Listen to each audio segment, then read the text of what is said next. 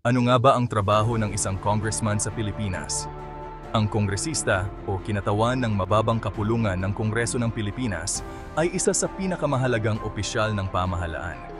Ang pangunahing layunin nila ay magsulong ng mga batas at maging boses ng kanilang distrito o party list sa Kongreso. Narito ang mga detalye ng kanilang mga tungkulin at responsibilidad. Una, paggawa ng batas. Ang pangunahing tungkulin ng isang kongresista ay magbalangkas at magsulong ng mga panukalang batas. Ang mga panukalang ito ay naglalayong tugunan ang iba't ibang pangangailangan ng kanilang mga nasasakupan, maging ito man ay edukasyon, kalusugan, agrikultura, infrastruktura o iba pang sektor. Pagkatapos maaprubahan sa mababang kapulungan, ang panukalang batas ay dadaan pa sa Senado bago ito mapirmahan ng Pangulo at maging ganap na batas. Pangalawa, representasyon ng distrito o party list. Ang mga kongresista ay nahahati sa dalawang uri. District Representative. Kinakatawan nila ang isang partikular na distrito ng bansa, karaniwang binubuo ng mga lungsod o munisipalidad. Sila ang boses ng kanilang distrito sa Kongreso. Party List Representative. Kinakatawan nila ang isang partikular na sektor o grupo tulad ng mga manggagawa, magsasaka, kababaihan o mga marginalized na komunidad. Bilang kinatawan, inaasahan silang magsulong ng mga programa at proyektong direktang makikinabang ang kanilang nasasakupan. Pangatlo, pag-aproba ng budget ng gobyerno. Mababang kapulungan ay may eksklusibong kapangyarihan sa pagsisimula at pag-aproba ng General Appropriations Act o taunang budget ng gobyerno.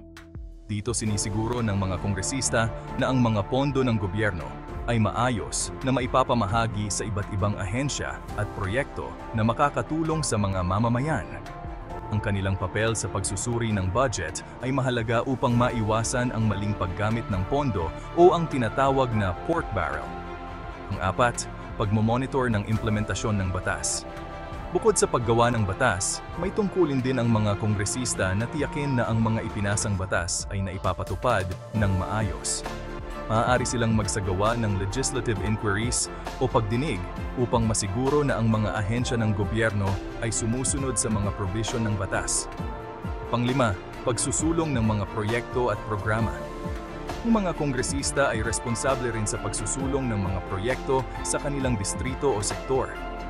Bagamat hindi direktang nagbibigay ng pondo ang gobyerno sa kanilang tanggapan, maaari silang makipagtulungan sa mga ahensya upang maipatupad ang mga proyektong tulad ng pagpapatayo ng mga paaralan, pag-aayos ng kalsada at tulay, pagbibigay ng scholarship programs, serbisyong medical at relief operations. Pang-anim, pagsusuri at pag-amyenda ng saligang batas. Kapag kinakailangan, maaaring maging bahagi ang mga kongresista sa pagsusuri at pag-amyenda ng konstitusyon ng Pilipinas. Ang kanilang papel sa charter change ay mahalaga upang masigurong ang anumang pagbabago ay makakatulong sa bayan.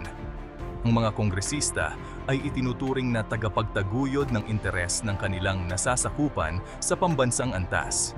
Mahalaga ang kanilang papel sa pagbuo ng mga pulisiyang makakaapekto hindi lamang sa kanilang distrito kundi sa buong bansa. Kaya naman, tulad ng sa mga senador, responsibilidad ng bawat Pilipino na kilalanin ang mga kandidatong tumatakbo bilang kongresista at tiyaking ang kanilang boto ay para sa isang taong may malasakit at tunay na maglilingkod para sa bayan.